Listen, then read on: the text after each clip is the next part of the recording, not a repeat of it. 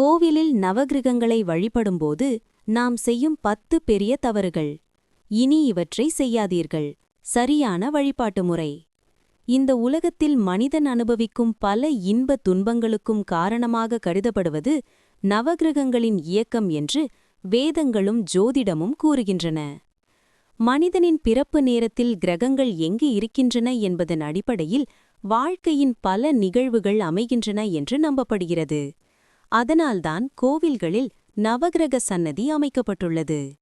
நவகிரகங்கள் என்றால் சூரியன், சந்திரன், செவ்வாய், புதன், குரு, சுக்கிரன், சனி, ராகு, கேது.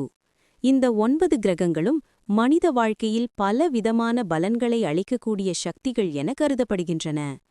நவகிரகங்களுக்கு உரிய நாள்களில் தகுந்த மலர், வஸ்திரம், நவதானியம் கொண்டு வழிபட்டால் கிரகதோஷங்கள் குறைந்து நல்வாழ்வு கிடைக்கும் என்று நம்பப்படுகிறது. ஆனால் பலர் கோவிலுக்கு சென்று நவகிரகங்களை வழிபடும்போது அறியாமலேயே சில தவறுகளை செய்துவிடுகிறார்கள். அந்த சிறிய தவறுகளே சில நேரங்களில் வழிபாட்டின் பலனை குறைத்துவிடும்.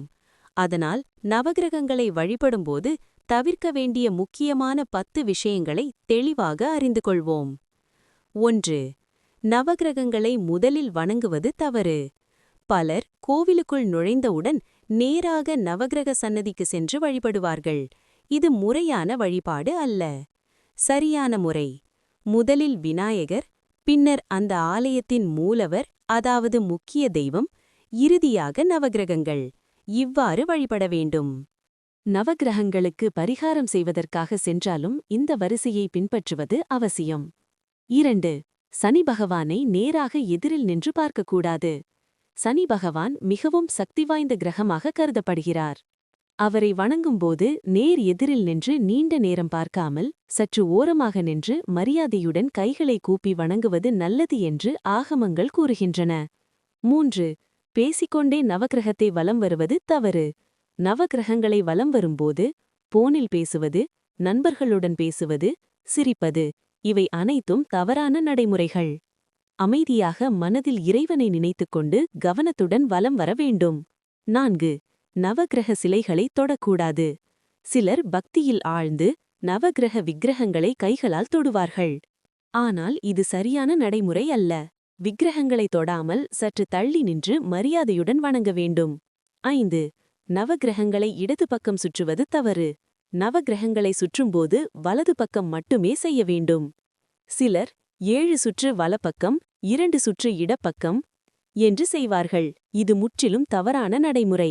எத்தனை சுற்று வந்தாலும் வலப்பக்கம் மட்டுமே சுற்ற வேண்டும். மேலும் சுற்றிவிட்டு திரும்பி பார்க்காமல் அமைதியாக வெளியே வருவது நல்லது. 6. தினமும் 9 சுற்று வரவேண்டிய அவசியமில்லை. சிலர் தினமும் கோவிலுக்கு சென்றால் கூட 9 முறை சுற்ற வேண்டும் என்று நினைப்பார்கள். ஆனால் அது அவசியமில்லை. தினமும் கோவிலுக்கு செல்லுபவர்கள் ஒரு முறை சுற்றினால் போதும். குறிப்பாக சனிக்கிழமைகளில் 9 முறை சுற்றுவது வழக்கம். 7. கைகளை கட்டிக்கொண்டு சுற்றக்கூடாது. நவகிரகங்களை சுற்றும்போது கைகளை கட்டிக்கொள்வது, கைகளை தட்டிக்கொள்வது இவை செய்யக்கூடாது. கைகளை இயல்பாக வைத்துக்கொண்டு அமைதியாக வலம் வர வேண்டும். 8. மற்றவர்களின் விளக்கை பயன்படுத்தக்கூடாது. சிலர் கோவிலில் ஏற்கனவே இருக்கும் விளக்கை எடுத்து பயன்படுத்துவார்கள். இது தவிர்க்கப்பட வேண்டும். நவகிரகங்களுக்கு தீபம் ஏற்றும்போது புதிய விளக்கு அல்லது தனியாக கொண்டு வந்த விளக்கு பயன்படுத்துவது நல்லது. 9. சனிக்கிழமையில் எள் தீபம் ஏற்றுவது நல்லது. சனி தோஷம் உள்ளவர்கள் சனிக்கிழமைகளில் எள் எண்ணெய் தீபமேற்றி சனீஸ்வரரை வணங்குவது சிறந்த பரிகாரம் என்று கூறப்படுகிறது. இது சனி பகவானின் அருளை பெற உதவும் என்று நம்பப்படுகிறது. 10. வழிபாட்டுக்குப் பிறகு உடனே வெளியேறக்கூடாது. பலர் நவகிரகங்களை வணங்கியவுடன் உடனே கோவிலை விட்டு வெளியேறிவிடுவார்கள். ஆனால் நல்ல நடைமுறை என்னவென்றால் நவகிரகங்களை சுற்றிவிட்டு கோவில் பிரகாரத்தில் சில நிமிடங்கள் அமைதியாக அமர்ந்து இறைவனை மனதில் நினைத்து பிரார்த்தனை செய்த பின் வெளியே வர வேண்டும். இது மன அமைதியையும் ஆன்மீக அனுபவத்தையும் தரும். நவகிரக அருள் பெற எளிய வழி. நவகிரகங்கள் மனித வாழ்க்கையை பாதிக்கும் சக்திகளாக இருந்தாலும் அவை அனைத்தும் இறைவனின் கட்டுப்பாட்டில் இயங்குகின்றன. அதனால் இறைபக்தி, நம்பிக்கை, ஒழுக்கமான வழிபாடு ஆகிய 3ம் இருந்தால் கிரகங்களின் அருளும் நிச்சயம் கிடைக்கும். சிறிய தவறுகளை தவிர்த்து சரியான முறையில் வழிபட்டால் நவகிரகங்கள் உங்கள் வாழ்க்கையில் தடைகளை அகற்றி நல்ல யோகம் தரும் என்று நம்பப்படுகிறது. இந்த பதிவு உங்களுக்கு பிடித்திருக்கிறதா? மேலும் இதுபோல ஆன்மீக தகவல்கள் மற்றும் தன்னம்பிக்கை நிறைந்த பதிவுகள் கேட்கணுமா? KYR ஆன்மீக உலகம் யூடியூப் சேனலை சப்ஸ்கிரைப் பண்ணுங்க. மறக்காம பெல் பட்டனை கிளிக் பண்ணுங்க. நன்றி.